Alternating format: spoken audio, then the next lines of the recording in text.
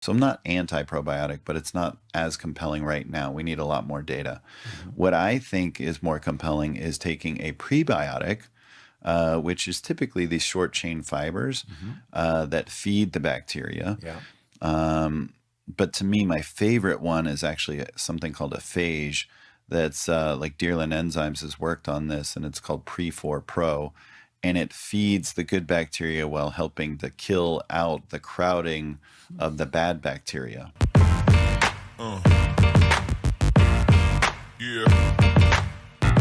Take us through the difference between a prebiotic, probiotic, and postbiotic.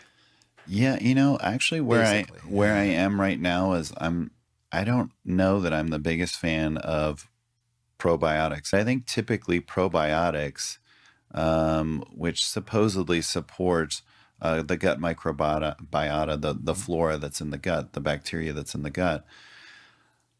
But the doses needed, the stability needed, the ratio needed of certain strains, what your strains are in your gut currently based on where you've been, what you've eaten, antibiotics and your health and whether you exercise, and it's so complex, and it's ever changing based on resilience, based on what you need at that point, based on your diet there, based on the other people that you're around, or there's so much complexity to what's going on in the gut that I don't know that just taking a probiotic is actually that impactful. What I think is far more strategic, so I'm not anti-probiotic, but it's not as compelling right now. We need a lot more data.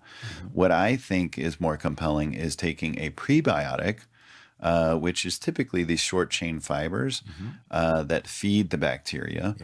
But to me, my favorite one is actually something called a phage that's like Deerland Enzymes has worked on this, and it's called Pre4 Pro.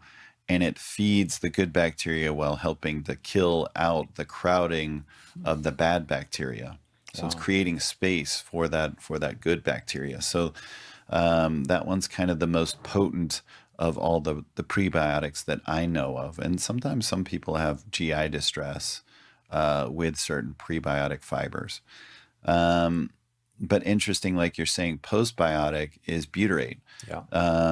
The whole point of these bacteria is that they ferment and then they create this short chain fatty acid that is the fuel for the gut that's actually can convert into beta hydroxybutyrate, potentially ketones.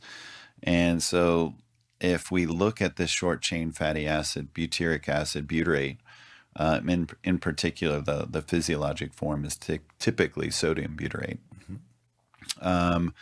Then we're seeing that it will enhance gut function. It will enhance health across the board. As we know, the gut is implicated in, the majority, the lion's share of neurotransmitters. It's associated with the lion's share of your immune system.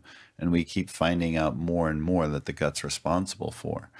So it makes sense to supplement, in my mind, with more butyrate.